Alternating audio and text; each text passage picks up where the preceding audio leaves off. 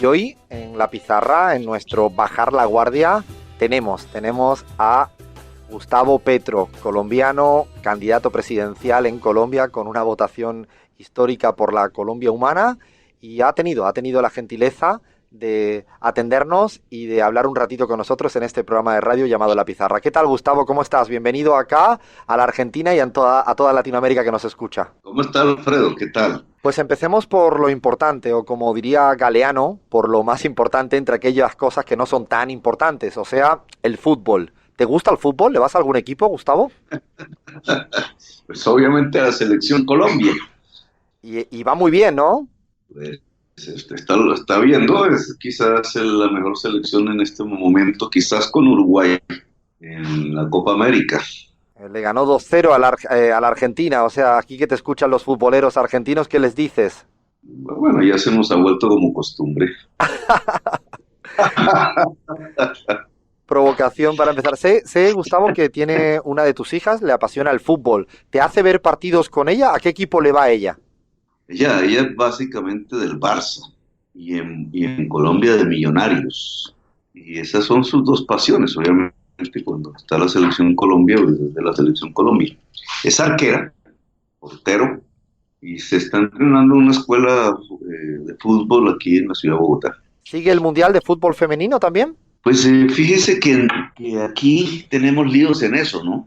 Primero porque todo el fútbol femenino lo dirige hombres, ya han aparecido varios escándalos, y en las escuelas de fútbol que se han abierto, aunque permiten la entrada de mujeres y hay algunas pocas, no hay una competitividad propiamente entre equipos femeninos, entonces tienen que jugar en equipos mixtos, pero todo el proceso de selección termina perjudicándoles.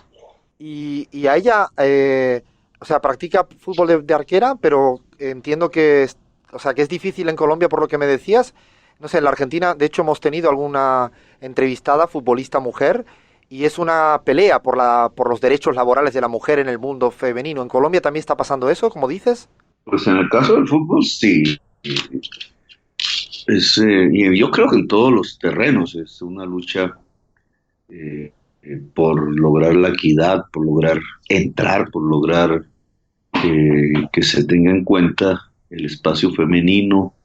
Es una lucha que tiene que ver con la democracia, ¿no? Porque no hay democracia si no hay poder de la mujer. Si las relaciones son desiguales, como ha sido la tradición en sociedades como las nuestras latinoamericanas, nacidas allá del Mediterráneo, aunque no propiamente estas sociedades patriarcales que leemos en la Biblia tienen su raíz solamente en el Mediterráneo. También hay culturas indígenas precolombinas de tipo machista.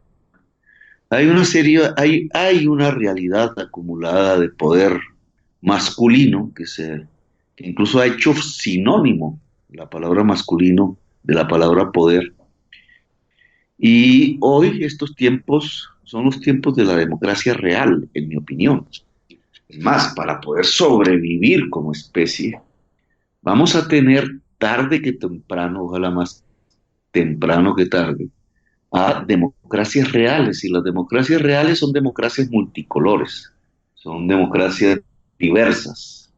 Y en medio de esa diversidad, indudablemente, el tema de la equidad en género entre hombre y mujer es fundamental. Sin eso no hay democracia. Sí, yo creo que estamos afortunadamente en esa dirección y ojalá sea más pronto que tarde. Quería repasar contigo, Gustavo, algo más biográfico que me llamó a mí poderosamente la atención, que naciste en Ciénaga de Oro, en Tierra Caliente, pero te fuiste muy pronto a Zipaquirá, que es donde creciste. ¿Qué tiene un caribeño que hacer en Zipaquirá? Bueno, los españoles dejaron aquí una herencia feudal, dejaron la capital en medio de las cordilleras, en todo el centro, lo más alejado posible del mar, de ríos navegables.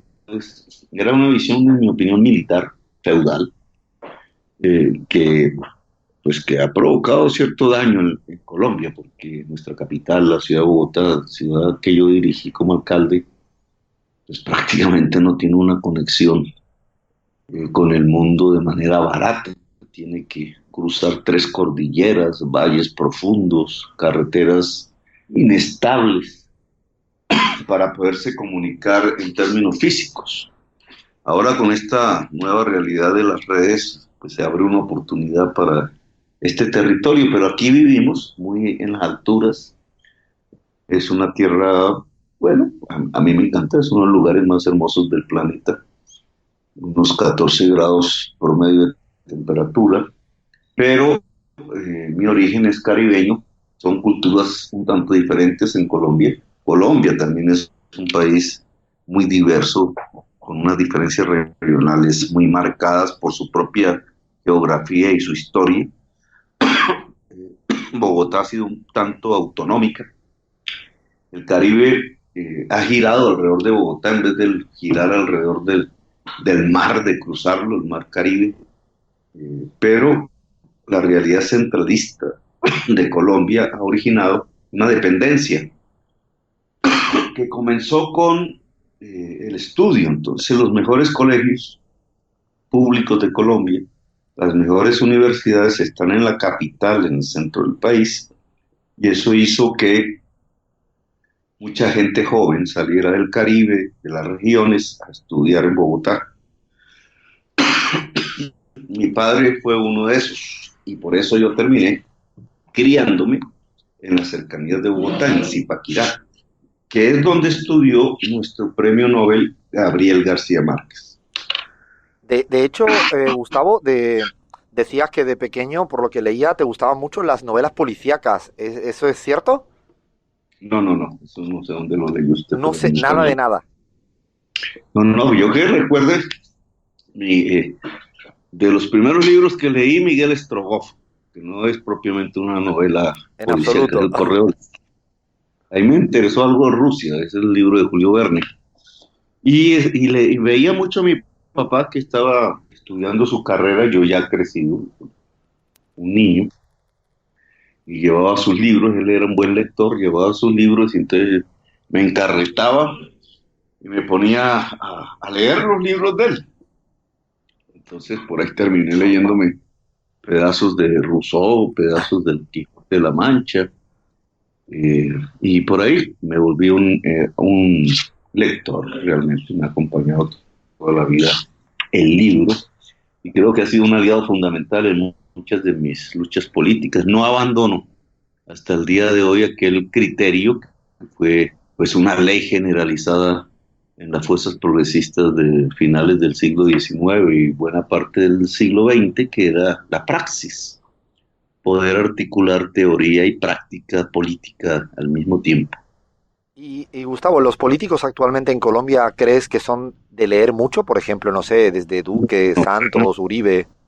Y creo que no solo en Colombia, me parece que este es un tema mundial. A partir de la destrucción del mundo soviético, del estímulo que en cierta forma para la mente y el pensamiento tenía el hecho de que existieran diversos sistemas económicos, políticos, sociales. Eh, Al caerse eso en 1993 vino una fase que llamamos pragmática. Los políticos se jactaban del pragmatismo, de ser pragmáticos. Eso lo veían como una virtud. El pragmatismo no es más que una falta de ideas, es simplemente actuar de acuerdo al statu quo, a las circunstancias, incluso de una manera ciega. En eso cayeron las izquierdas del mundo, buena parte. Más bien la derecha mantuvo algún tipo de discurso ideológico construido de manera sistemática a partir, pues, en economía de la teoría neoclásica, eh, que hoy llamaríamos neoliberal en su extensión hacia más allá de la economía, pero en general los políticos fueron recogiendo ese discurso único y volviéndolo como el discurso oficial de la política y no era más que una ideología y la escondían bajo el nombre de pragmatismo. Pragmatismo serio no lleva sino al abismo, es ciego, lleva al abismo porque no puede conducir a las sociedades hacia cambios reales, sino que lo único que logra es mantener los status quo. De hecho, pareciera, Eh, Gustavo, que el pragmatismo está limitado a una única manera de tener propuestas en materia económica, ¿no? En la vida pública. Políticamente correctas. Y como es un discurso repetitivo y el mismo, pues no necesitan leer muchos libros. Los políticos dejaron de leer. En cierta forma, los movimientos políticos y sociales también dejaron de leer, con sus debidas excepciones. Y poco a poco yo creo que sobre todo a partir de los hechos que suscita en el mundo político el cambio climático, las nuevas convulsiones sociales, una nueva realidad que aleja completamente la visión política de un mundo homogéneo y tranquilo, que era más o menos como se esbozaba a finales del siglo XX, ha llevado de nuevo a mucha gente a la necesidad de discutir teóricamente, de adentrarse analíticamente sobre qué puede estar detrás de estas nuevas convulsiones sociales, climáticas y finalmente políticas que se mueven a lo largo y ancho del planeta. ¿Qué le recomendarías que leyera al presidente Iván Duque en este momento? Pues que leyera. Ahí, con eso sería suficiente. Sea lo que sea, ¿no? Sí, claro, pues todo comienza leyendo. Aquí hay una frase muy popular que dice que el uribismo es una enfermedad que se cura con la lectura. Tomo nota de esa frase para seguramente utilizarla en algún otro lugar de Latinoamérica. Te quería hacer una pregunta respecto si aún conservas tus escritos del periódico Carta al Pueblo que tú mismo creaste. No, mira que no, y esos archivos no los tengo. Debe haber gente que aún los tiene. Sí, fue el primer periódico. Un poco mi primera experiencia fue como periodista, ¿no? Porque había como la necesidad de comunicar. La política es comunicación. La organización en sí misma hoy es comunicación. El poder de una organización y el poder de una política, de un proyecto, es su capacidad de comunicar. Y en aquel entonces instintivamente lo entendíamos cuando estaba en Zipaquirá. Y por eso hicimos un periódico con las uñas prácticamente que se llamó Carta del Pueblo y fue nuestra primera experiencia pública legal en un pequeño pueblo de 100.000 habitantes, un pueblo obrero industrial. Allí se localizan una de las minas de sal más grandes del mundo. Y la sal extraída, pues, a través de procesos químicos, genera una industria química muy amplia, que era la base económica de la ciudad. Una ciudad de obreros industriales. Ahí creaste, de hecho, un barrio que aún existe o participaste, ¿no? En el Bolívar 83. ¿Todavía lo visitas, Gustavo? Yo sí, hace muy poco fui con mi hija, quise que conociera a mi niña de 10 años, que es mi última hija, el barrio que habíamos construido, que tuviera ese contacto. El barrio existe, incluso muchas de las señoras que lucharon al lado mío, ellas de mucha más, yo tenía 21 años en ese momento, y ellas eran señoras, ya mamás de madres cabeza de familia, muchas, y lucharon al lado mío por construir ese barrio, por tomarse los terrenos, etcétera, como muchas historias de barrios en toda América Latina, que ahí fue exitosa, ¿no?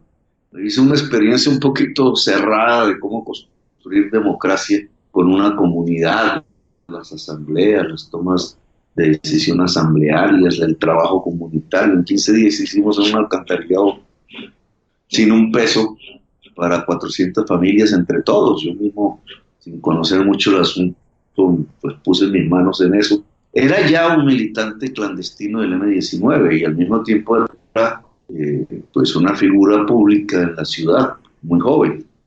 Estudiaba aún en mi universidad, ya estaba saliendo de economista y luchamos, digamos, fue una lucha dura, nos intentaron desalojarnos muchas veces, hubo combates, digamos, no tanto armados, pero sí bastante duros con la policía que trataba de desalojar centenares de miembros de la policía. La gente resistió y entonces se creó tal cofradía, llamémoslo así, que todo el barrio terminó pues apoyándome incluso en mis labores clandestinas, ya como combatiente del M-19. Allí fui donde me cogieron preso por primera vez, 4 años después. En el octubre del 1980. 85, ¿no? Sí, octubre del 85, de ahí me sacó el ejército. Yo ya era un militante, le mencioné que había hecho pública su militancia en un periodo que hubo de paz en el 84, pero la realidad es que para esa fecha era un insurgente. Y por directrices que yo creo que eran un tanto equivocadas, eh, la orden que teníamos, que era una estructura militar, era quedarnos donde estábamos, donde habíamos desarrollado el trabajo popular, a pesar de la persecución del Estado, y eso implicaba un juego que le llamábamos las milicias. Consistía más o menos en salir de noche y esconderse de día y mantener un juego del gato y el ratón durante semanas, meses, pero que era insostenible a la postre, a pesar de todo el apoyo popular que tenía, pues terminaron detectando dónde estaba y me cogieron. Ese día me salvé de morir por un soldado, el soldado que me capturó. Estaba en una especie de medio hueco allí, imitando la película de la batalla de Argel, mal imitada, pero creo que en la batalla de Argel les pasó lo mismo. Entonces descubrieron el hueco y la orden que tenía el soldado era tirar una granada que nos hubiera matado. Y el soldado tuvo escrúpulos, me contó tiempo después que me lo encontré ya en otro momento de la vida. Él era un celador y me llamó aparte y me confesó que era el soldado que me había capturado y me contó la historia. Él se abstuvo de tirar la granada y más bien me cogió del pelo, que en ese momento tenía el pelo largo, sacó hacia la superficie y en ese momento pues toda la gente del barrio se dio cuenta y empezó a gritar. Y el jefe de él, el mayor del ejército, se dio cuenta que no podía matarme. Oh. Y a mí me pegó pues con un lata de fusil, que todavía tengo la señal, pero a él, eso me enteré después, al soldado, lo echaron ese día del ejército. Por haber hecho eso a Simplemente favor tuya. por haber hecho eso, él sabiendo que así me salvaba la vida. Yo eso no lo entendía. A mí lo que supe y sentí en ese momento era que me capturaban y punto. De ahí salía la tortura, me llevaron hacia la ciudad de Bogotá y después a las cárceles. Fue como en Una pregunta, 5, ¿no? Gustavo, justamente del tema de la cárcel se ha escrito muchísimo, ¿no? Sobre la huella que deja, incluso desde lejos a veces se mitifica, bueno, las historias de Gramsci, de Mújica. ¿Qué realmente te dejó a ti la cárcel? ¿Lo bueno o lo malo? Pues yo era un joven, 24 años aún, digamos, era un pueblo donde no había ni discotecas, digamos que tenía una vida bastante gris, fría. Claro, yo me iba a veces en vacaciones a la costa y el Caribe, entonces eso era para mí como un estallido de sensualidades, de perfumes, etcétera, pero en mi vida cotidiana, que era en ese pueblo de Zipaquirá, pues realmente transcurría entre la labor clandestina de organización de obreros, etcétera, que era lo que me dedicaba, o como esta etapa de lucha popular con un bar que se llamó Bolívar 83. Mucho estudio, mucho, tanto el oficial académico como el de las lecturas de las discusiones políticas de ese entonces, muy intensas en el mundo. Yo leí Foucault, me acuerdo mucho en esa época, y un poco me iba volviendo crítico de lo que leía de Marx, y sobre todo de los traductores, el marxismo del entonces, que estaba muy dividido, y era en Colombia muy esquemático y muy de estudiantes de cafetería, y nosotros estábamos era metidos entre los obreros y la lucha popular, y entonces eso me llevó al M19, que no era marxista, que dedicaba más bien un proyecto democrático ajeno a ese tipo de discusiones y de luchas, proyecto armado, eh, y por eso es que terminé preso, porque en ese entonces pues ¿Y ahí se cambiaste de perspectiva en la cárcel por la pues, digamos, vivencia, por lo que el leías? mundo, era un mundo relativamente ingenuo, romántico. Cuando llego a la cárcel, que es en Bogotá, ya la gran ciudad, digamos, que yo no conocía muy bien, y es la cárcel donde llevan todos, digamos, la parte más débil de la sociedad, muchos jóvenes incluso que llevan era por consumo de drogas en ese entonces, asesinos, homicidas, pues obviamente guerrilleros, etcétera. Entonces allí nos quedábamos mezclados el patio donde yo estaba era de 1.700 internos, casi no se podía ni caminar. Las celdas eran compartidas, ¿Hiciste cinco, seis. alguna amistad especial allá? Entonces era un choque. Yo lo considero como siempre lo defino como que ahí fue que me hice hombre, pero un poco machista, ¿cierto? Pero pues hay una realidad subterránea de la sociedad, no la que se ve en el barniz, sino lo peor de la sociedad, pero también lo más golpeado. Nosotros teníamos, por lecturas y por la costumbre, que el M-19 ya había pasado por cárceles y torturas antes. Entonces había como unos protocolos de comportamiento que se entregaban a todo militante del M-19 ante el peligro de caer preso o torturado, que tenían que ver con cómo resistir en la cárcel, que básicamente era juntarse, unirse todos. Y éramos cerca de 30 cuando yo llegué. Lo primero que recibí de un preso fue un papelito que traía escondido, me lo dio, y el papelito era los del M-19 que estaban en el patio ya organizados. Entonces me daban la bienvenida, la solidaridad, me decían con qué guardián tenía que hablar, con cuál no. Y de ahí, pues, era una jaula, pasé a la cárcel y ellos ya me tenían, yo llegaba dolorido, me acuerdo, empezaron a salir los dolores de los golpes. Y ellos ya me tenían las cobijas, un colchón, algún libro, un tinto, un café, y entonces se siente la solidaridad humana. El resto de presos, los 1.000 y pico que eran presos comunes, sentían por la gente del M-19, porque el movimiento 19 de abril era muy popular, muy parecido a lo que sería algo así como los montoneros o los tupamaros. Incluso Claro. tenemos raíces. El origen del M-19 tiene una raíz en los tupamaros. 4 tupamaros fundaron el M-19 con colombianos, y una raíz entre los montoneros. Carlos Toledo Plata estudió medicina en Argentina y vio el proceso dentro del peronismo. Él era militante de la ANAPO, que era muy similar al general Gustavo Rojas Pinilla. Se hizo parlamentario, fue elegido como congresista de la ANAPO, y ahí pasó a las armas.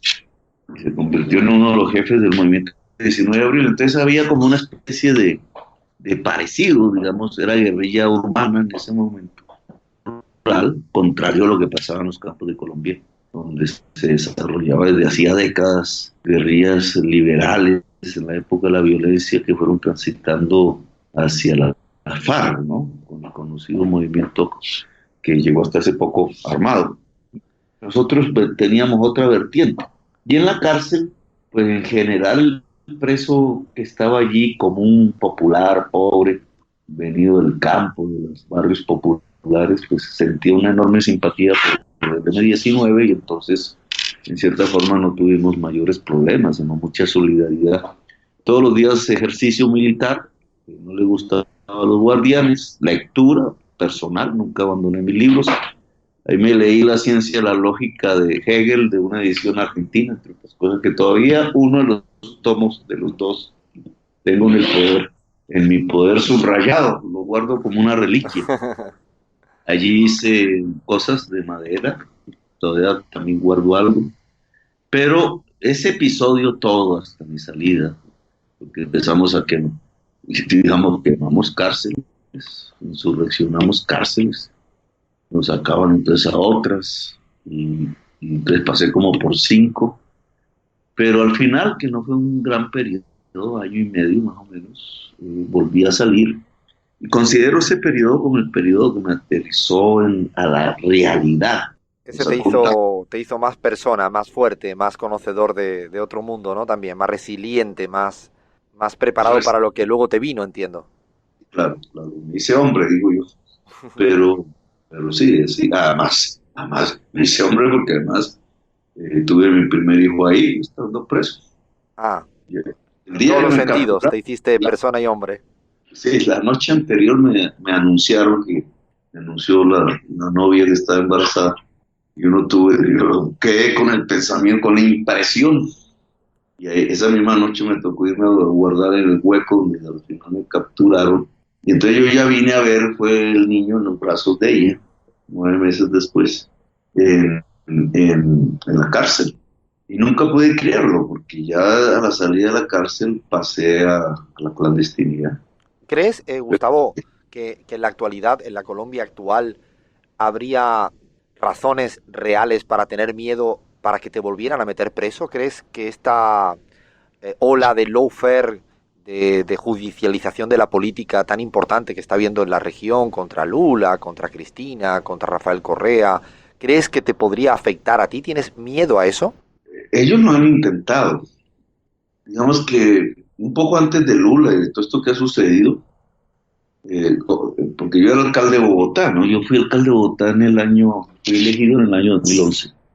Y era realmente la primera experiencia de gobierno en una región grande, pues una ciudad de 8 millones de habitantes, la capital de Colombia, en medio de, pues, de un país uribista y en guerra aún. Entonces gana pues alguien que viene de la guerrilla, gana alguien que defiende un proyecto progresista, que no se ha arrodillado ante ellos, etcétera, y les gana la alcaldía.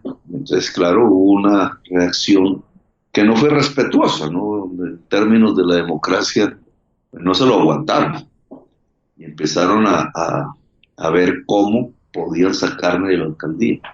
Y nosotros empezamos un programa que llamamos la Bogotá Humana, que desde el punto de vista marxista obviamente no corresponde a sus coordenadas, porque un alcalde no puede cambiar las relaciones de producción, pero desde el punto de vista de los nuevos discursos democráticos, el tema de la diversidad, el tema de las nuevas ciudadanías, el tema del cambio, el urbanismo, el reequilibrio con la naturaleza, la reconstrucción de lo público, de lo común, etcétera, una serie de temas, la priorización en la educación pública, en el cuidado de la niñez, en la igualdad de género, a propósito de cómo comenzamos la entrevista, etcétera. Fuimos dando una serie de hechos, no solamente de discursos, que llevaron a nuestros rivales políticos en Colombia a la decisión de sacarnos como fuera. Y eso se hizo a partir de las normas colombianas. Ahí hay ya un primer esbozo. O sea, no lo hacen como antaño, nos matan por ahí en una esquina, nos hacen un atentado, etcétera, sino que utilizan la normatividad para intentar poner fuera del juego político a la persona que ellos quieren excluir. Entonces teníamos allí una figura que se llama la Procuraduría, que tenía esa capacidad de destitución de gente elegida popularmente. Es un personaje administrativo, no es un juez, no es nada de eso. Es incluso una violación de la Convención Americana, pero en Colombia existe un tipo de extrema derecha, fascista, Ordóñez, que ahora es embajador de Colombia ante la OEA. ¿Podría ser Y candidato presidencial, Gustavo, él? él lo fue, Por- compitió de hecho con Duque en la misma agrupación política, en una primaria. Fue la actual vicepresidenta, la señora Marta Lucía Ramírez, él, Ordóñez y Duque. Y les Pero ganó podría Duque. volver a repetir, lo atisbas así por la importancia que tiene la política, la justicia, otra vez hacia adelante. Que sea Sí, Ordóñez, no, se quiere, obviamente. Lo que pasa es que tiene muy poca fuerza popular, entonces no le va a ir nada bien. Y el péndulo de la opinión pública colombiana está variando, ya no está alejándose completamente de esas posiciones. Pero él decidió arbitrariamente mi institución. La respuesta que dimos fue pues la movilización ciudadana. 7 veces llenamos la Plaza de Bolívar, una movilización permanente. A la postre la justicia nos restituyó y a un mes de esa decisión, es decir, ni siquiera logró realmente destruir el proyecto de gobierno de la ciudad. Pero a partir de ahí, cada vez más fueron usando estrategias. Lo que me sobrevino después de que derroté a Ordóñez judicialmente fueron las multas. Yo no sé, yo le voy a poner a usted esa tarea que me averigüe en toda América Latina, pero a mí me pusieron por no subir el pasaje público de los buses públicos, que no quería porque un criterio de sostenibilidad de una ciudad en tiempos de cambio climático es fortalecer su transporte público y abandonar la movilidad privada particular. Pues una forma para estimular eso es generar tasas diferenciales, pasajes más baratos para que sea más asequible a la gente subirse a un bus.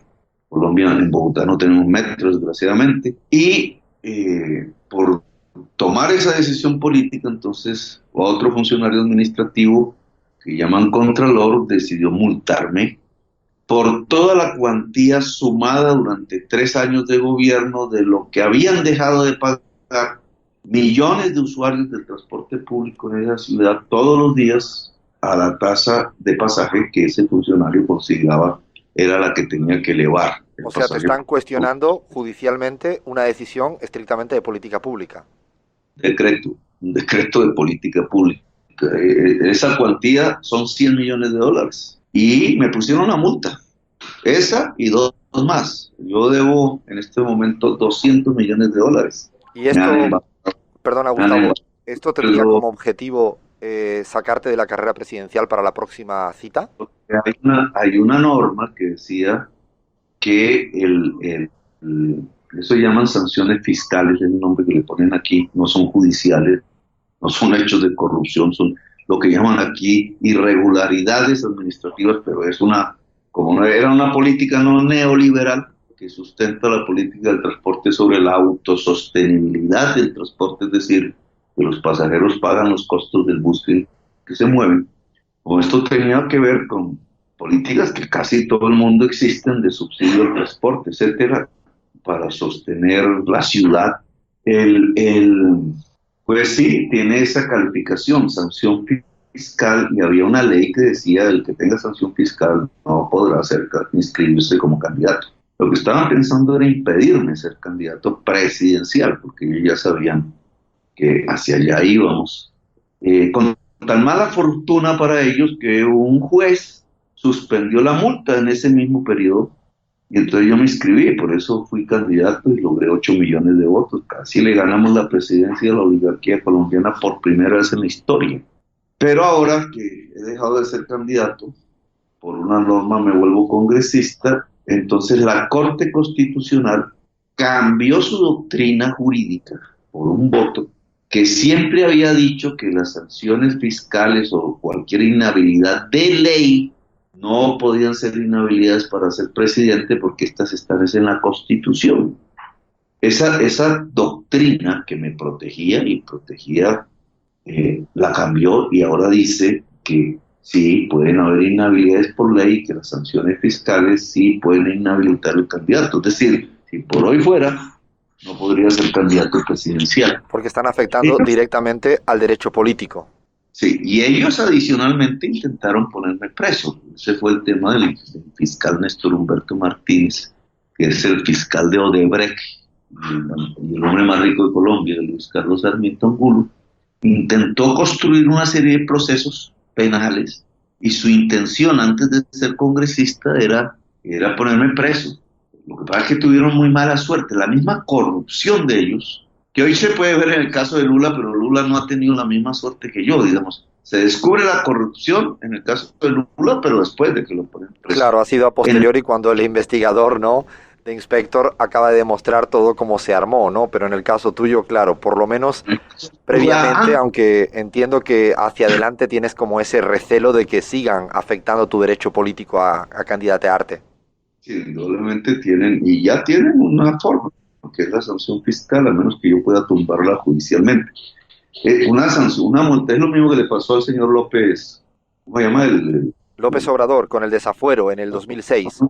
De Venezuela, el que cogió preso Maduro, Leopoldo López. Leopoldo López. Entonces, el señor Leopoldo López está inhabilitado antes de su problema judicial por una decisión de un contralor, no de un juez, que lo multa. Y entonces en Venezuela esa multa también inhabilita al candidato. Y entonces eso fue demandado por ellos mismos, por Leopoldo López, a la Corte Interamericana, a la Comisión Interamericana de Derechos Humanos, pasó a la Corte. La Corte Interamericana cerró el caso, expidió sentencia, que es obligatoria para todos los países partes, y allí dice explícitamente ningún funcionario administrativo puede quitar derechos políticos. Creo que si en el caso te refieres a Capriles, no a Leopoldo López, que él está juzgado por tema de violencia en la calle y demás, pero creo que el caso de Capriles es por una irregularidad determinada en su gobernación de Miranda. No, y se llama así la sentencia de Leopoldo López. ¿Ah? En Colombia que hay tanta digamos, sensibilidad en el tema de Venezuela y un antichavismo profundo, pues yo he traído a cuento eso. Les he dicho, bueno, ustedes dicen que en Venezuela hay una dictadura, pues allá sucedió esto con el opositor Leopoldo López, hay una sentencia de la Corte Interamericana y exactamente eso mismo que le pasó a él es lo que me está pasando a mí. Pero aquí sí no es en Colombia materia de debate político, materia de rechazo de la prensa ni nada, porque en el fondo el establecimiento colombiano quisiera acomodar el lugar que yo esté por fuera del juego en la política en el país. ¿Por qué crees, Gustavo, que en Colombia es un debate que apenas se hace a veces hacia afuera, pero ¿por qué en Colombia vota tan poca gente? Por desconfianza del sistema, digamos, un régimen. Colombia se vende como un país democrático y el que mida la democracia en términos de los gobiernos civiles, etcétera, el cumplimiento de las elecciones, pues sí, solamente tuvo 3 años de excepcionalidad en el golpe militar de Gustavo Rojas Pinilla por ahí en el año 53. Entonces se muestra al mundo como una democracia, pero es otro estilo de régimen. Digamos, no puedes ver aquí lo que sí sucedía en Argentina, en el Cono Sur, las dictaduras militares, etcétera, pero lo que aquí hay es un régimen antidemocrático. Como Colombia es un país de regiones, de territorios, entonces hay que mirar siempre cuál es el poder real en el territorio. Y en buena parte de los territorios colombianos, sobre todo los que geográficamente son claves para la exportación de cocaína, el poder no es el de la Constitución, el poder es el de las mafias armadas que matan, pues ya llevan, no más en este periodo, llevan ya casi 700 líderes de esos mismos territorios asesinados. Pero en tiempos pasados, esa cifra llega a 200.000 personas asesinadas, 60.000 desaparecidas, un partido completo exterminado, el de la Unión Patriótica, de la izquierda, uno que había formado la FARC, entre otras cosas. Y cuando uno va a ese territorio, entonces, ¿quién es el poder allí? Pues no es la Constitución, no es la ley, es un poder de facto armado profundamente totalitario. Y ese es el poder real de Colombia. Así es, y los gobernantes, por ejemplo, un duque, en el palacio aquí en Bogotá de gobierno, en sus visitas internacionales, pues pareciera como un Macron, un hombre occidental, avanzado, moderno, etcétera, pero la única manera para que él pueda estar en ese sillón y haberme ganado, entre otras cosas, es con unas fuertes alianzas con ese tipo de poderes que, que en el fondo son fascistas, pero que en realidad están girando alrededor de la exportación de cocaína en buena parte de los territorios colombianos. Es una alianza entre el que funge de estadista, pero sin poder real, y los poderes fácticos de Colombia, que son los hombres más ricos, dueños de la prensa, que construyen ahí entonces o intentan construir algún tipo de opinión favorable al mandatario, y una clase política que está ligada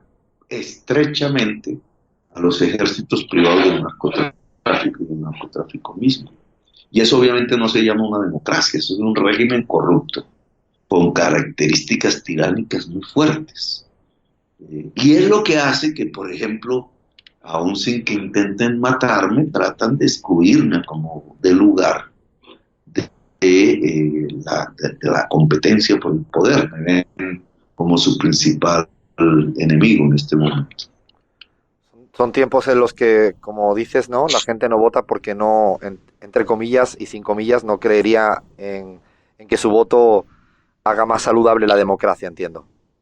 No ven una democracia. Entonces, digamos, cualquier ciudadano, vote o no vote, incluso, porque siente que, digamos, ese tipo de régimen político no le corresponde a sus intereses, ni le va a corresponder, y es más, tienen la razón. Entonces, la mitad no vota, la otra mitad vota, pero de esa mitad que sí vota, una parte no desdeñable, más o menos unos 3 millones de personas, de 10, por ejemplo, bueno, en este momento es un poco más, son comprados directamente. por zonas muy pobres, en la provincia colombiana, los mafiosos tienen dinero en efectivo que meten en camiones enteros. Hay episodios en que transportan el dinero en barriles, en avionetas, en aviones, etcétera, de región a región. Y entonces en efectivo, más o menos, compran el voto con $40, $50 por persona, y así lo hacen con millones, y así se hacen elegir. Y obviamente ese no es un sistema democrático, es un régimen que usa incluso la enorme liquidez de dinero en efectivo que pulula por toda Colombia sin registro, dinero de la corrupción y dinero de la mafia para comprar electores pobres que necesitan comer al otro día y entonces venden su voto, y esa es una parte sustancial del electorado. En Entonces, estos, Gustavo, justamente en esta caracterización que haces de Colombia y en tiempos también difíciles en Latinoamérica, ¿crees que en ese contexto complicado hay posibilidad real de un neoprogresismo latinoamericano que llegue a ganar en las urnas más pronto que tarde? pero yo creo que tiene que hacerse un cambio. Digamos, si examinamos estos años que han pasado, estas décadas, que llamamos de la primavera latinoamericana, y tratamos de hacer una evaluación de mi gobierno, la Bogotá Humana, hace parte de ese ciclo, ¿no? Pasa a la derecha, Bogotá pasa a la derecha electoralmente y elige a Peñalosa. Hoy hay un gran desencanto, pero la intención del voto en aquel momento era destruir los programas sociales de la Bogotá Humana, una clase media que había crecido porque se había enriquecido la ciudad con nuestra ayuda, que era nuestro viejo electorado, digamos, de obreros, de barrios populares, pero que se han enriquecido relativamente, tienen su carro, vienen en multifamiliar, la calle está pavimentada, sus hijos van al colegio público, privado generalmente, la agenda varía, y la agenda los derechiza. Y aquí, digamos, eso pasa en Brasil, eso pasa en Argentina, eso pasa en Venezuela, eso pasa en Ecuador, etcétera, pasa en Bogotá. Y entonces lo que observamos es que el mismo electorado elige las derechas y acaba una fase. Pero ahí eso debe tener una explicación.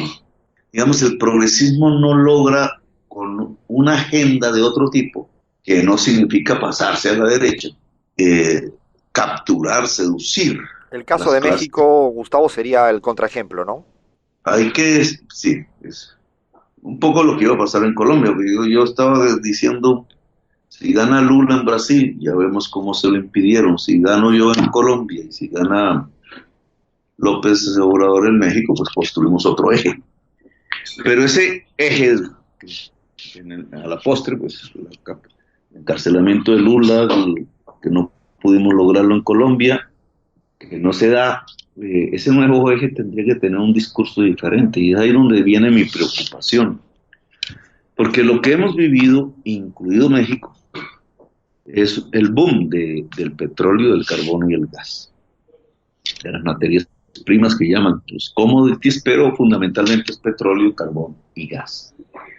Es un boom que yo lo llamaría el estertor, porque precisamente el petróleo, el carbón y el gas son las materias primas que el capitalismo usa como su fuente principal de energía en la acumulación de capital mundial que está generando el cambio climático, es decir, la extinción de la vida en el corto plazo. Un choque entre capital y vida, que Marx, aunque no conocía el tema del cambio climático, logró percibir cuando decía que el capital iba a destruir las fuentes mismas de su propia riqueza, que era la naturaleza y el ser humano. Pues es lo que estamos viendo hoy. Pero entonces, ¿cómo se explica que un progresismo latinoamericano enriquezca su sociedad, construya políticas sociales muy interesantes, fuertes, efectivas en muchos casos, pero sobre la base de la exportación de unos recursos que no se producen, no son producto del trabajo, sino que son producto del azar geológico y que son las materias que pueden acabar la vida? Ahí hay una contradicción flagrante. Un progresismo no puede construirse sobre la base de la destrucción de la vida. Es el caso venezolano propiamente. Es uno de los principales, era exportadores de petróleo, pero también Colombia. Colombia es uno de los principales exportadores de carbón del mundo. Carbón incluso es más deteriorante desde el punto de vista del cambio climático que el petróleo, y si usted lo pone en Venezuela o en Ecuador encuentra lo mismo, en México, en Brasil. Entonces, yo creo que ahí había una insostenibilidad en el discurso y una especie de ceguera progresista en América Latina. Porque esto lo discutí, alcancé un poquito con Chávez antes de morir, pero hay por ahí todavía en YouTube unos videos sobre una gran reunión que antes de la COP del 21 de París, yo todavía era alcalde, se hizo en Cochabamba, Bolivia. Y en YouTube se pueden ver los discursos de Correa, de Evo y de Maduro, y el mío, porque coincidencialmente fueron los 4 discursos ante miles de indígenas. Y ahí se puede ver ya la contradicción. Un Maduro que no entiende el tema del petróleo y el cambio climático. A la postre estuvo en la retaguardia en la COP21 con Arabia Saudita, aliado. Un Correa que balbuceaba un poco el tema porque tuvo conflictos con los ambientalistas y los indígenas en Ecuador muy fuertes. Evo tampoco.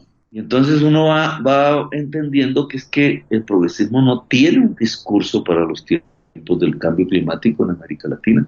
Y no lo tiene porque es que había vivido, se había consolidado, había tenido sus éxitos e incluso se había perpetuado en el poder, como en Venezuela, a partir de exportar las materias primas fósiles que están causando cambio climático. El gran debate, Gustavo, en este... No, te quería decir que en este punto, bueno, Álvaro García Linera creo que lo explica bastante bien, es la dificultad que hay para resolver como una gran deuda social heredada que debe resolverse en el mayor corto plazo posible, y que eso, que transitoriamente tendría sentido, y para eso los recursos son claves, cómo se puede perpetuar y pasar de táctico a estratégico. Entiendo que ese es el gran desafío al que tú planteas, ¿no? Pero es ya, porque fíjate que en mis discusiones con algunos de los dirigentes de estos gobiernos en su momento, ellos decían, pero pues, incluso escuché a Mujica, no, si Uruguay tuviera petróleo ya los acabamos. Una especie de pragmatismo. Y a la postre se perdieron las elecciones en la mayor parte de los países de gobiernos progresistas. Es decir, el afán no nos condujo a mantener las victorias. Falló algo sustancial. Y ese fallo sustancial es que se perdieron las clases medias, que eran clases trabajadoras, y lo son, pero que el progresismo había ayudado a partir del boom petrolero y carbonero y de gas, había ayudado a enriquecer, y que no era sostenible. Entonces, ante el peligro, esas nuevas clases medias van y votan por las agendas de la derecha, que tampoco son sostenibles. Por eso los gobiernos de derecha una vez ganan, en Brasil, Argentina, Colombia, incluso podríamos decir que Ecuador, empiezan a tener una crisis de popularidad inmensa al cabo de 2, 3 meses. No son sostenibles. Tienen dificultad para dar estabilidad en todos los planos y también en el macroeconómico. Pero el progresismo tiene que tener otro discurso, y yo creo que se afinca sobre esto, que es una nueva agenda, incluso para las clases medias. Porque ¿qué le podemos decir nosotros a una familia clase media hoy, mayoritaria electoralmente en un país todavía como Venezuela o como Colombia? ¿Qué le podemos decir? Digamos, nosotros podemos decirle muchas cosas. Mire, tenemos que construir sistemas de transporte público eléctrico. Mira, tenemos que purificar el aire de la ciudad. Tenemos que dejar de emitir CO2, y eso implica desarrollar la bicicleta. Eso implica centrarnos más que en el consumo, en la cultura, el arte y la educación. Entonces vamos a ofrecer sistemas de públicos universitarios masivos y generalizados para el conjunto de la juventud. Un señor de clase media que tiene que gastar la mitad de su sueldo en pagarle la matrícula en una universidad privada a su hijo o a sus hijos, pues ahí va una solución. Puede empezar a captar como otro tipo de sociedad que no propiamente el viejo progresismo anterior lo propuso. Es que hay que salvar el planeta, hay que salvar la vida y eso implica unos cambios culturales, de estructura económica, etcétera, pero que no necesariamente son dolorosos. Pueden llevar hacia otro tipo de placeres, de goces, a vivir la existencia de otra manera. Yo pienso que sí hay que construir un nuevo proyecto político para América Latina. Es más, si usted compara todo este sudeste asiático, incluido la China, tanto países que se ubican dentro del rango de izquierda o derecha, que ellos ya no se llaman a sí mismos así, pero desde Manchuria hasta Indonesia, y usted encuentra ese esfuerzo de las sociedades comparadas con las de América Latina, ¿qué encontramos? Hace 40 años, 50, ellos eran más pobres que nosotros, o por lo menos eran similares los niveles económicos. Hoy ellos están muchísimo más adelante que nosotros. China prácticamente compite el poder mundial. ¿Cuál es la diferencia? O sea, ¿qué hizo el sudeste asiático que no hizo América Latina? Incluido su progresismo. Pues la diferencia fuera de las culturas, las disciplinas de las sociedades, etcétera, yo lo encuentro en el saber, en un esfuerzo tanto de derechas como de izquierdas en todo el sudeste asiático centrado en trasladar sus sociedades hacia sociedades del conocimiento. Creo que eso lo dice muy bien Hayun Chang en todos sus textos, ¿no? Que fue el buen samaritano, retirar la escalera. Creo que él trata muy bien eso que tú planteas de cómo se inserta en el mundo a través del conocimiento. Sí, y América Latina no hizo eso, incluso bajo gobierno del progresismo. Y Sí, creo que ahí perdimos un año, ahí es donde está el tema. América Latina no puede ser extractivista, debe abandonar el petróleo, el carbón y el gas, es obligatorio, si no, no vivimos. yo creo que es un poco lo interesante, sí le voy poniendo punto y final a esto, pero sí es interesante cómo añades desde Colombia, la Colombia humana, ese rasgo al cual tiene que responder el progresismo latinoamericano para ganar y afrontar los tiempos que se vienen. Te quería ir cerrando por cuestiones de tiempo, Gustavo, para ir cerrando con preguntas. En España le decimos el tiki-taka, pregunta corta, respuesta corta, si es factible para ir cerrando. Te hago algunas nombres que se me vienen a la cabeza y si tú eres posible de ponerle otra palabra, la que tú buenamente quieras. Shakira, Cantante, eso es muy políticamente correcto, Gustavo. ¿Algún adjetivo? vuelve a repetirme. Shakira, Sí, cantante, el Papa, líder, Gabo, hermoso, Álvaro Uribe, dictador, Gaitán, líder, Trump, tonto, Sofía Petro, hermosa, Bolsonaro, dictador, Antonella Petro. hermosa. ¿Volverá a presentarte en las próximas elecciones presidenciales? Si puedo, sí. ¿Cuál es el líder latinoamericano que más te ha impresionado para bien? Mojica, ¿Con el que más te has reído? a ver, uno que se llamaba Turbay aquí en Colombia. Y por último, un pronóstico para la final de la Copa América si llega a Colombia. ¿Contra quién? Colombia a lo mejor llega contra Uruguay y ganará 2-1. Colombia. Sí, Bueno, mil gracias Gustavo por la charla que hemos tenido aquí en la pizarra. Espero que te hayas sentido bien, que hayas bajado un poquito la guardia al menos. Y gracias por estar con nosotros, de verdad. bueno, gracias a ustedes y a todos sus oyentes latinoamericanos y latinoamericanas. Gracias, un fuerte abrazo.